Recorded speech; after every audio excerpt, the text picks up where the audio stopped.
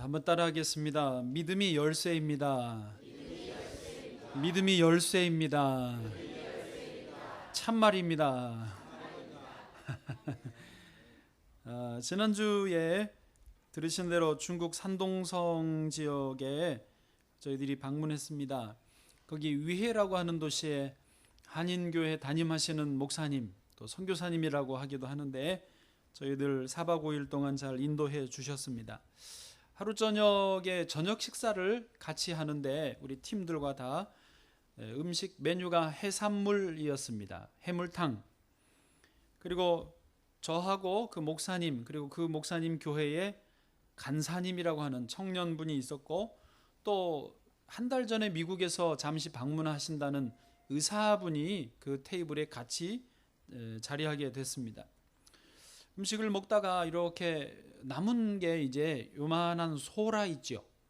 아주 크지 않은 중간보다 좀 작은 소라 2개가 남았습니다. 제 속으로 저거 하나 먹고 싶은데 눈치를 보고 있는데 그 의사분이 먼저 용감하게 집으시고는 까더라고. 이렇게 뭐를 넣어가지고 이렇게 까려고 했는데 잘 안 나왔던 모양이에요. 그 옆에 빈 통에다가 껍질을 버리는 거기다가 탁 던져 넣으면서 이거는 안 나오는 거구만. 그러고는 넣는 거예요. 근데 저는 먹고 싶었기 때문에 냄비에 남아있는 거 하나 소라를 들고 이렇게 보니까 저 안에 끓이다 보니까 얘가 마지막에 남아서 쫄아가지고 안에 움푹 들어가 있었습니다. 그래서 젓가락으로 이렇게 찔러가지고 넣어가지고는 탁 했더니 나왔어요. 그래서 먹었더니 이분이 놀라시는 거예요. 그건 나오는 거네요. 그래서 근데 저도 모르게 툭 튀어나오는 말이 뭐였냐면, 선생님, 안 나온다고 믿으면 안 나오는 거고 나온다고 믿고 까면은 나오는 겁니다. 참 초면에 결례를 했어요. 옆에 있던 목사님이 멋쩍은지 자기가 던져놓은 거를 들어가지고 이렇게 저 한 대로 까서 그 선생님을 들여서 잡수신 것을 보았습니다.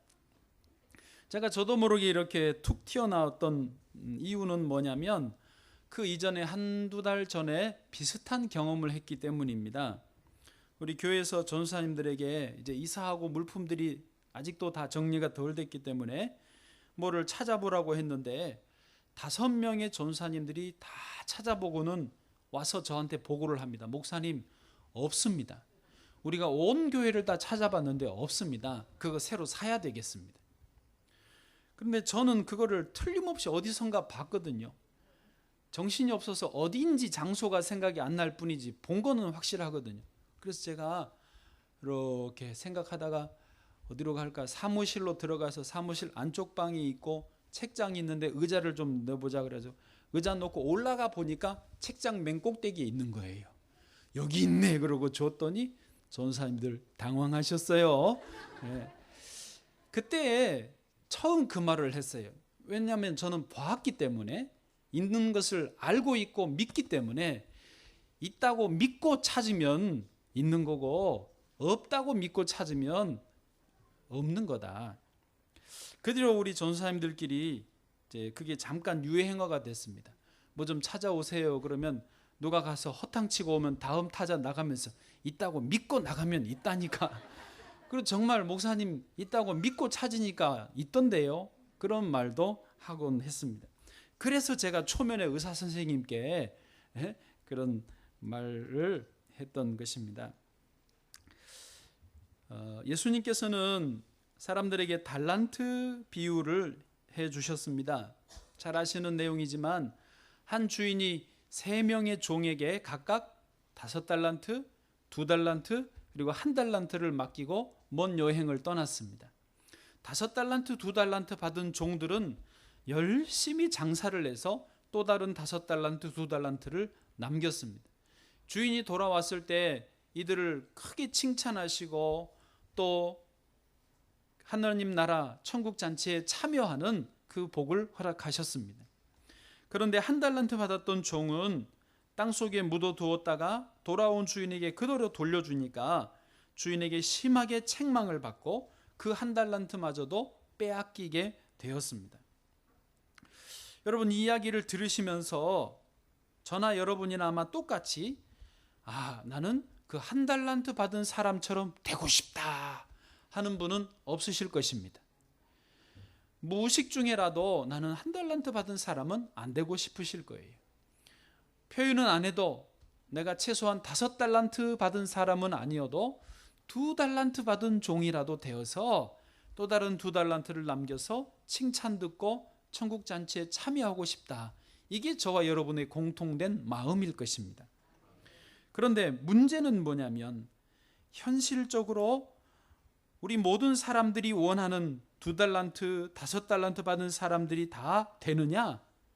다 성공자가 되고 다 열매를 맺고 다 달란트를 남기느냐? 그렇지는 못하다는 것이죠. 어떤 사람들은 아침부터 저녁까지 열심히 삽니다. 열심히 일을 합니다. 그런데도 피곤하기만 하고 지치기만 하고 열매가 없습니다. 어떤 학생들은요, 아침 일찍이 학교를 갑니다. 교실 수업 듣고 도서관도 가고 방학 때는 쉬지도 못하고 학원을 열심히 다녀야만 하는 불쌍한 신세입니다. 그런데 기대만큼 성적이 오르지 않는 경우가 거의 태반입니다. 어떤 성도는 몇 년째 기도의 제목을 가지고 계속 기도를 하는데 아직도 기도 응답을 얻지를 못하는 것입니다. 도대체 왜 그럴까요? 왜 이런 경우에 무엇이 문제여서 일을 해도 공부를 해도 기도를 해도 열매를 달란트를 남기지 못할까요? 내가 원하지 않는데 1달란트 받은 사람처럼 되어가는 걸까요? 굳이 지적을 한다면 그런 분들의 문제라면 뭐냐? 믿음이 없어서 그렇습니다. 아멘을 안 하실 줄 알았습니다. 일을 합니다. 열심히 하는데 내가 합니다. 공부를 합니다. 열심히 하는데 내가 합니다. 내가 선택을 하고 내가 아는 지식, 나의 경험을 동원하고 내가 결정하고 나의 수고로 열심히 합니다. 그 자체가 나쁘다는 것은 아니지만 뭔가 중요한 게 빠졌다는 것이죠. 성경은 분명히 말씀합니다. 여호와께서 세우지 아니하시면 세우는 자의 수고가 헛되다. 여호와께서 성을 지키지 아니하시면 파수꾼이 밤새워 지켜도 그것이 헛수고가 된다. 인생을 살아본 분들은 이거를 아멘을 하시는 거예요. 오늘 말씀의 제목처럼 믿음이 있어야 합니다. 믿음이 열쇠입니다. 믿음으로 열쇠를 돌려서 문을 열고 들어가야 합니다. 그런데 믿음으로 열쇠를 못 여니까 문 밖에서 늘 고생만 하고 그 열매, 수고의 열매를 못 먹는 것입니다. 저와 여러분은 믿음으로 살고 믿음으로 열매 맺기를 원합니다. 주님께서 나를 위해서 모든 것을 예비해 놓으셨다. 주님이 나를 지금 도와주고 계신다. 주님이 나의 인생의 길을 인도하여 주신다. 이거를 믿어야 되는 거예요. 믿는 사람은 찾을 수 있고 믿는 사람은 소라 알이 나오는 것이고 믿는 사람에게는 은혜의 문이, 축복의 문이 열리는 것입니다. 공부를 열심히 해요. 하는데 하면서 나는 안 될 거야. 열심히 일을 하면서 나는 힘들 거야. 자기도 모르게 저 무의식의 뱃속 깊은 곳에서 자리 잡고 있기 때문에 해도 안 되는 거예요. 믿음의 사람이 되어야 합니다. 오늘 본문이 있는 히브리서 11장 1절 3절까지 바로 앞에 믿음에 대해서 너무 강조해 주셨어요. 히브리서 10장 38절 39절입니다. 제가 먼저 읽어드리면 나의 의인은 믿음으로 말미암아 살리라. 또한 뒤로 물러가면 내 마음이 그를 기뻐하지 아니하리라 하셨느니라. 39절은요, 여러분이요, 시작.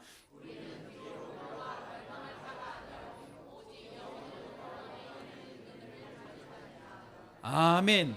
우리는 뒤로 물러가 멸망할 자가 아니, 우리는 힘들어요. 엄마야, 아빠, 어떻게 이렇게 뒤로 물러가 멸망할 자가 아니라는 거예요. 우리는 오직 영혼을 구원할 정도로 담대하고 강하게 앞으로 나아갈 수 있는 믿음을 가진 자라는 것입니다.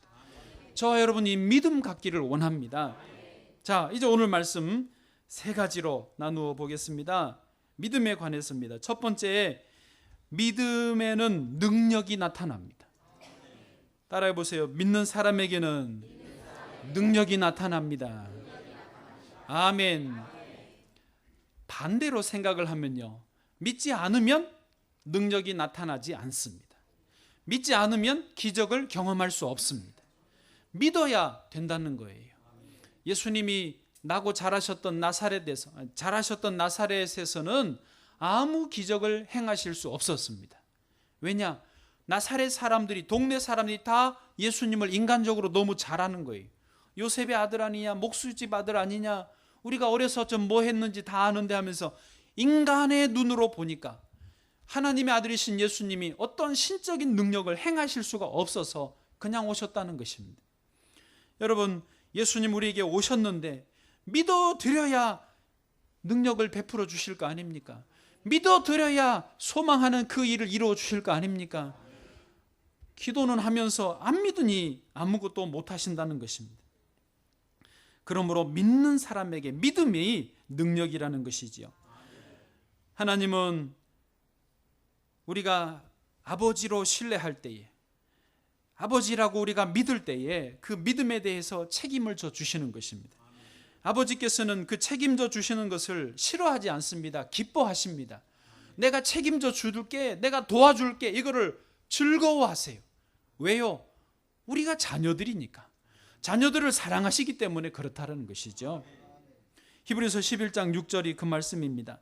본문을 건너뛰어서 11장 6절, 믿음이 없이는 하나님을 기쁘시게 하지 못하나니 하나님께 나아가는 자는 반드시 그가 계신 것과 또한 그가 자기를 찾는 자들에게 상 주시는 이심을 믿어야 할지니라.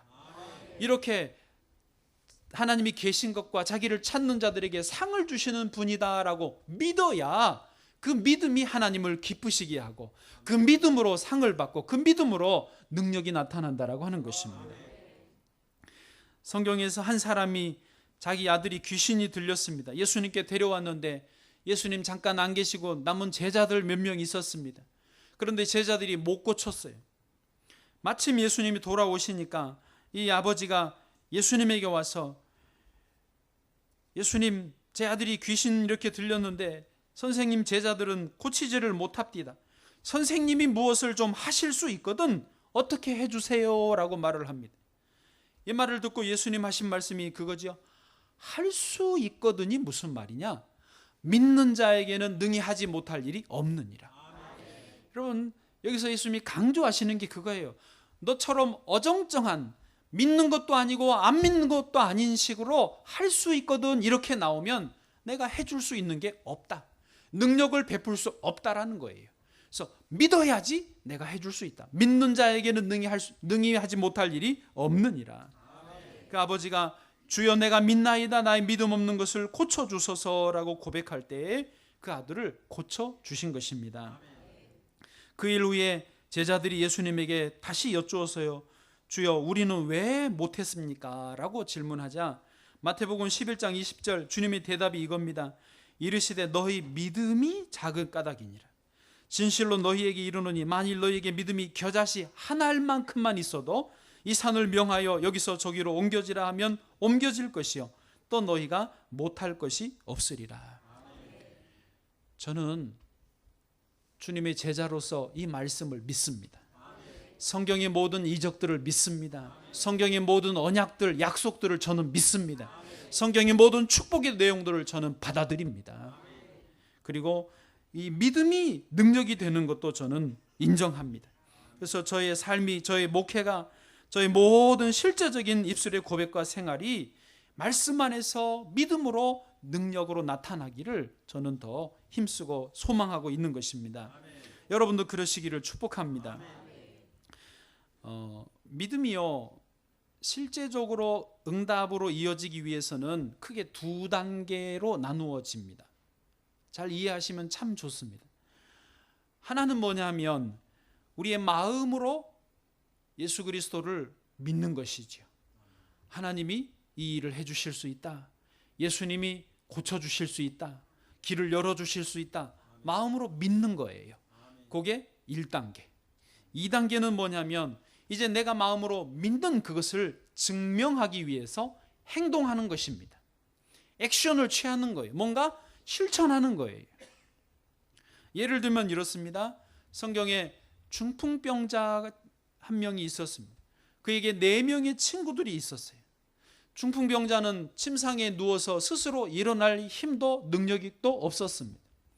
4명의 친구들도 이 중풍병자도 다 무엇을 믿었냐면 이 친구가 예수님에게로 가면 낫겠는데, 예수님이시라면 고쳐줄 텐데 라고 하는 것을 마음으로 믿었어요. 받아들였어요. 그런데 그렇게 1단계죠. 1단계. 그렇게 믿고 있었을 땐 무슨 일이 일어났습니까? 아무 일도 없었어요. 여전히 중풍병자는 아이고 하고 누워 있었던 것입니다. 내 친구가 침상채로 이 중풍병자 친구를 들고 예수님이 계시다고 하는 집으로 갔습니다. 사람들이 많이 모여서 앞으로 갈 수 없으니까 어디로 갔죠? 지붕으로 올라가서 지붕을 뜯어내 까짓 거 물어주면 되지, 뭐 얼마나 된다고, 사람이 중요하지, 다 걷어내고는 침상채로 예수님 앞에 달아냈던 것입니다. 자, 마음에 있는 믿음을 행동으로 증명한 것입니다. 그때 예수님이 이렇게 확인을 해주세요. 마가복음 2장 5절에, 이거는 직접 보셔야 돼요. 예수께서 그들의 믿음을 보시고 중풍병자에게 이르시되 작은 자야 내 죄 사함을 받았느니라 하시니. 여기서 예수님 보신 게 그들의 뭐예요? 믿음이에요. 여기서 이 믿음은 1단계와 2단계를 다 합쳐진 온전한 믿음을 말하는 것입니다. 저와 여러분도 믿음으로 능력을 경험하기를 원하시죠? 그렇다면 마음으로도 믿을 뿐더러 행동으로도 그것을 증명해야 되는 것입니다. 또 하나 예를 들어보면 12년 동안 혈루증을 앓았던 여인이 있었습니다. 이 여인도 마음속에 1단계, 나사렛 예수님이 저분이시라면 나의 이 병을 낫게 해주실 거야 라고 받아들였습니다.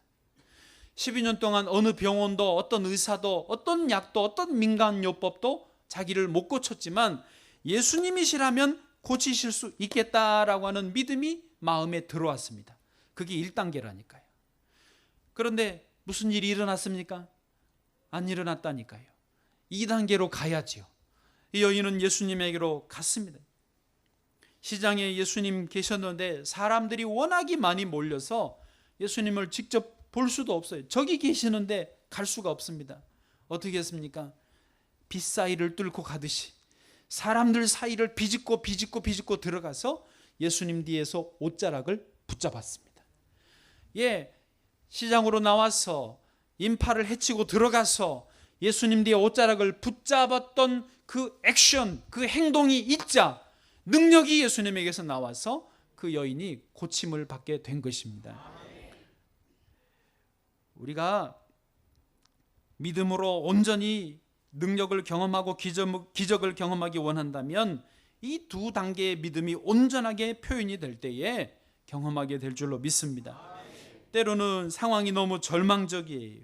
다 끝난 것 같아요. 그래도 주님은 우리에게 오히려 그럴 때는 믿음을 주셔요.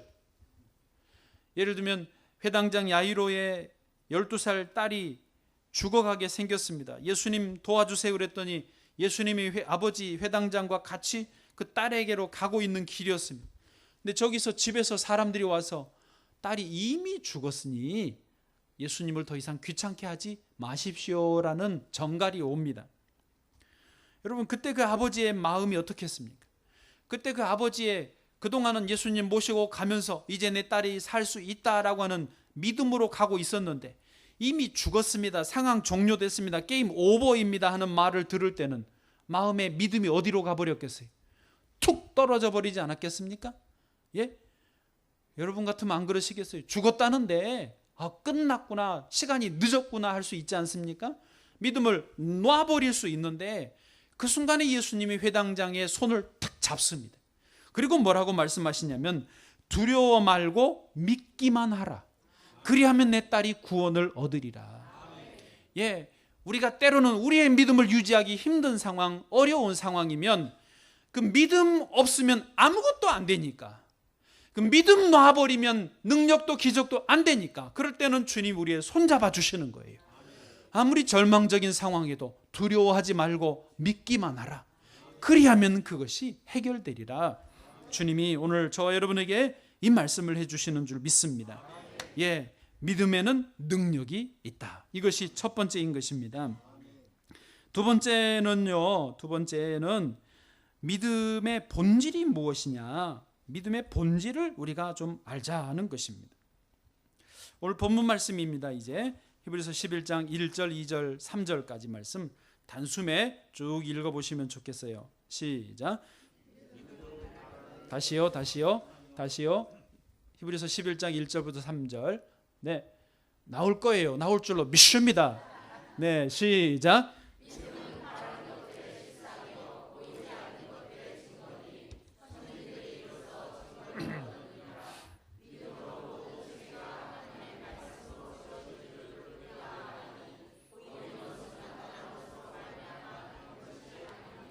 아멘. 여러분, 믿음이 무엇입니까? 믿음의 본질, 조금 깊이 들어가서 본질이 무엇일까요? 믿음이란 것은요, 바랄 수 있을 만한 것, 우리가 올라갈 만한 나무를 쳐다보면서 올라갈 수 있다고 믿는 그런 정도가 아닙니다. 믿음이라는 것은요, 내 눈에 보여지는 것을 있다고 믿는 게 믿음이 아닙니다. 여기 스피커가 있지요? 이것을 믿습니다. 이런 거는 믿음이 아니에요. 그냥 이거 있다고 믿는 게 뭘 믿음이 필요해요? 그냥 있는 거를, 보는 거를 믿는다고, 보이는 것을 있다고 말하는 게 그게 뭔 믿음이 필요합니까? 그런 거는 믿음이 아닙니다.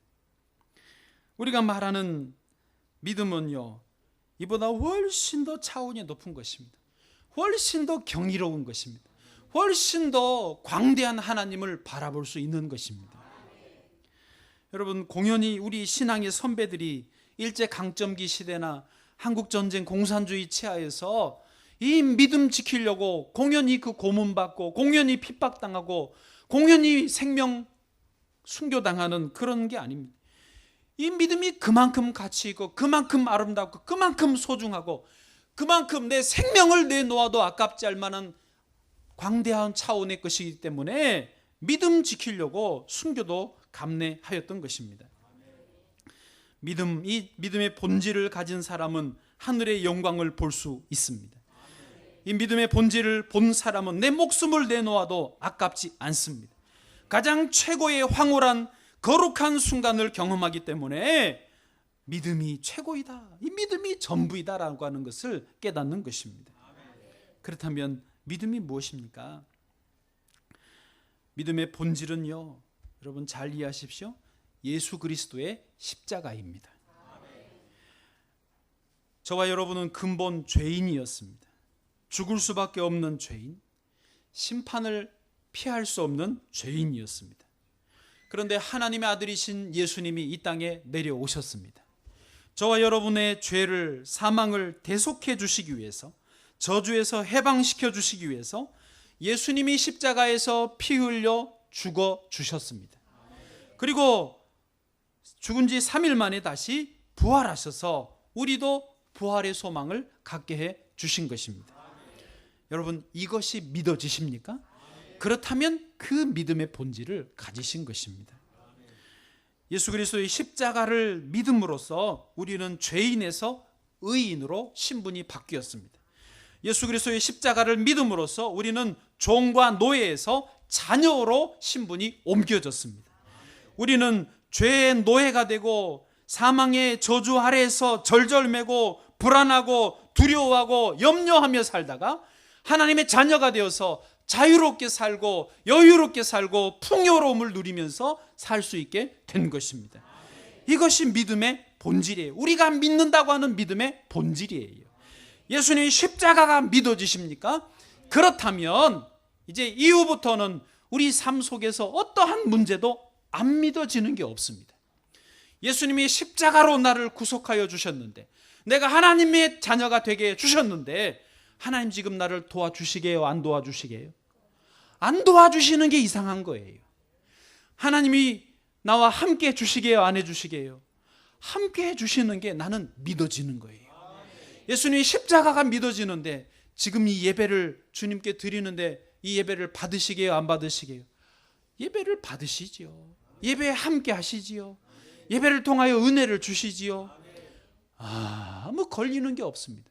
믿음의 본질을 가진 사람은 나머지가 이 땅에서 사는 동안 즐겁고 감사하고 기쁘고 행복하게 되는 것입니다. 이 믿음의 본질이 안 되니까 이것도 걸리고 저것도 계산을 해봐야 되고 이것도 주판을 두드려 봐야 되는 것입니다. 여러분, 믿는 대로 되는 것입니다. 나는 도저히 용서받을 수 없는 죄인이기 때문에 예수님이 십자가도 소용없다. 정말 아무리 예수님 십자가 능력이 대단하셔도 나는 이 죄는 용서받을 수 없다. 미안하지만 그러면 그 믿음대로 되는 거예요. 내가 정말 철저한, 가장 완벽한, 가장 죄인 중에 괴수이지만은 예수님 십자가의 능력으로 나는 깨끗하게 되었다. 믿으면 그 믿음대로 되는 것입니다. 그러므로 예수님 십자가의 능력으로 깨끗하게 되었으므로 이제 나는 내게 능력 주시는 자 안에서 내가 모든 것을 할 수 있느니라. 이 믿음으로 선포하고 고백하면 또 그렇게 되는 거예요. 여러분, 다른 거 고민하지 마십시오. 예수님의 십자가, 그리스도의 십자가가 내 안에 있고 그 십자가를 통하여서 구원함을 온전히 받으시기를 축복합니다. 그러면 그 다음부터는 길이 열려지는 것입니다. 세 번째로 넘어가시겠습니다. 믿음에는요, 또 목표가 있어야 합니다. 따라해 보세요. 믿음에는 목표가 있어야 한다. 이게 무슨 말이냐 하면요, 그냥 쉽게 말해서 믿는데 그러면 무엇을 믿습니까? 기도의 제목이 무엇입니까? 질문했을 때 분명한 대답을 할 수 있어야 된다라는 말이에요. 예를 들면 그렇습니다. 소경 거지가, 바디메오라는 거지가 예수님에게 계속 소리를 지르면서 쫓아다녔어요. 다윗의 자손 예수여, 우리를 불쌍히 여기소서. 날 좀 불쌍히 여기소서. 불쌍히 여기소서. 하도 그러니까 예수님이 좀 이리 오라고 그래라. 그러고는 물었어요. 그래, 내가 너에게 무엇을 해주기를 원하느냐? 이 소경은 주저하지도 않고 망설이지도 않고 대답합니다. 예, 주여, 제가 보기를 원하나이다. 그게 이분의 믿음의 목표였습니다. 예수님 불쌍히 여겨주세요. 예수님 막 따라다녔습니다. 예수님 도와주세요. 따라다녔어요. 근데 따라다니고 믿는 목표가 분명히 있었다고요. 뭐예요? 눈 뜨는 거. 예. 여러분, 예배의 자리에 나옵니다. 예수 그리스도를 믿습니다. 의지합니다. 신앙생활 합니다. 그런데 분명한 목표, 분명한 기도의 제목 한 가지가 있어야 된다는 것이죠. 어떤 분들은, 아마 많은 분들이요, 제가 물어본 바에 의하면 이 부분이 좀 약해요. 스스로 기도의 분명한 제목, 이 믿습니다 할 때 무엇을 믿습니까? 라는 분명한 목표가 헷갈리는 분들이 많아요. 그럼 어떻게 해야 될까요? 찾아야죠. 여러분, 표정들이 애매하신 걸 보니 확실치 않으신 분들이 많은 모양입니다. 작정 기도를 해서라도, 금식 기도를 해서라도 주님께 물어보고, 나도 나에게 물어보고, 사람들과 대화해보고, 책도 읽어보고, 뭐 상담도 필요하면 받아보고, 그러면서 시간이 걸려도 반드시 나에게 주신 나의 기도의 제목, 내 인생의 길, 하나님 원하시는 게 무엇인지 믿음의 목표를 찾아야 되는 것입니다. 그래야 능력이 나타나고 기적을 경험하지요. 예? 그냥 잘 되게 해주세요. 그냥 복 받게 해주세요. 그냥 뭐 은혜 주세요. 이러면요, 주님이 또 다시 물으셔야 된다니까요. 그래, 구체적으로 내가 뭘 해주기를 원하느냐? 그러면 좀 다시 기도하고 오겠습니다. 이렇게 된단 말이죠. 제가 선교사 3년을 마치고 돌아왔을 때 한 달 정도 명석교회로 바로 출근하지 못하고 그냥 아무것도 없이 쉬었습니다. 그랬더니 이제 교회에서 책상을 하나, 자리를 마련했으니 출근하라고 명이 떨어졌습니다. 출근했더니 정말 말 그대로 책상과 의자는 있는데 일이 없어. 보직이 없어요. 여러분, 남자들은요, 그거 참 힘듭니다. 예, 자리는 줬는데 일을 안 줘. 그러면 내가 이게 지금 인정을 못 받고 있다는 말이거든요.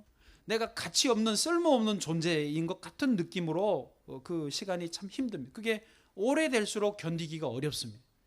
다른 사람들이 볼 때도 뭐 해요? 그냥 뭐 앉아서 책 스크랩, 신문 스크랩이나 하고 뭐 이러고 있습니다. 그러면 참 저도 낯이 뜨뜻합니다. 그런데 그렇게 있다가 한 두어 달쯤 지났을 때 교구장 자리가 두 자리가 났습니다. 교구장은 뭐냐면 교구 담당 목사예요. 예. 명성교회에서 부목사의 자리 중에 꽃은 교구장이에요. 그 일도 많고 성도들에게도 또 좋은 말도 대접도 받고 하여튼 교구장이 꽃이에요. 그래서 제가 순간 두 갈래의 마음이 들었습니다. 저 두 자리 중에 한 자리로 내가 들어갈 수 있지 않을까? 빨리 이런 민망한 상황을 벗어날 수 있지 않을까?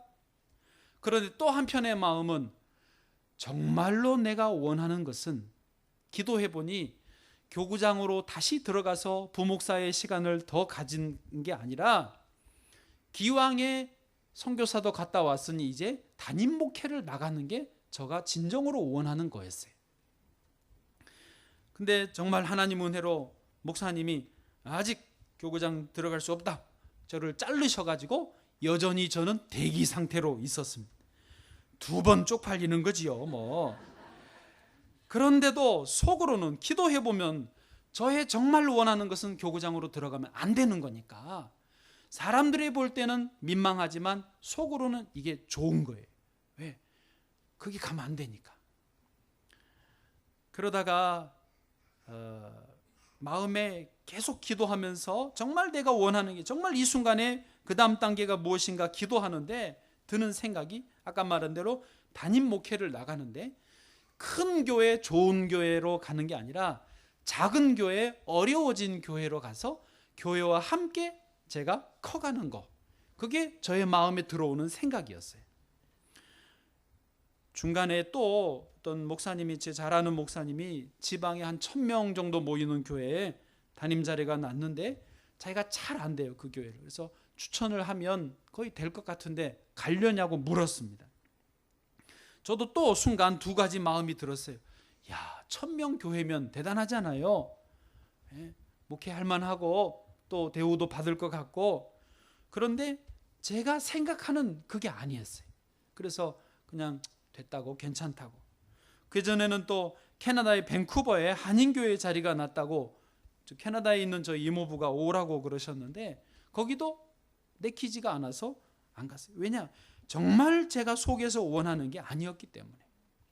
그러다가 2009년 8월 15일에 여기 사당동으로 하나님이 결정해 주시고 저의 마음의 생각대로 정말 제가 원하였던 그 믿음의 목표대로 작은 어려워진 교회 와서 같이 커가고 있는 줄 믿습니다.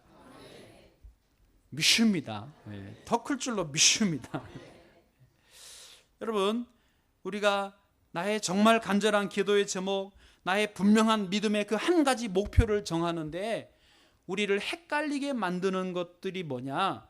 사람들에게 보여지는 체면입니다. 사람들이 나를 어떻게 볼까? 사람들 눈치 보는 거, 사람들을 자꾸 의식하면서 하면 정말 하나님이 나에게 원하시는 것, 내가 정말 원하는 것을 못 찾아요. 그런데 분명히 말씀드립니다. 사람들이 내 인생을 책임져 주지 않습니다. 사람들이 우리 가족을 먹여 살리지 않습니다. 사람들이 내 자녀를 끝까지 돌봐주지 않습니다. 오직 하나님만이 나를 책임지시고 가정과 자녀들을 책임지시는 것을 믿으시기를 바랍니다. 또 하나 우리가 내 믿음의 목표를, 기도의 제목을 정할 때 힘들게 헷갈리게 만드는 요인은 뭐냐면요, 상황입니다. 상황이 어렵지요. 그러나 그렇다고 해서 내가 기도도 못한다, 그거는 아닙니다. 상황이 어렵다고 해서 하나님이 도와주시지 않는다, 그거는 아니지 않습니까? 제가 저희 아이들 아직도 다 청소년이어가지고 가끔 그래요. 아빠, 나 변호사 할래요. 그래 변호사 좋지. 그런데 그거 어렵잖아요. 말을 하들 말지 괜히 아버지 마음 들뜨게 해놓고, 아빠 나 저 저기 저쪽에 국립대 S대 갈까? S대 좋다고 그러는데 아이고 고맙지. 그래 가. 그래. 근데 거기 들어가기 힘들잖아요. 아무나 못 들어가잖아요. 그런 식으로 상황 때문에 뭔가를 결정을 못하면 아무것도 못하는 거예요.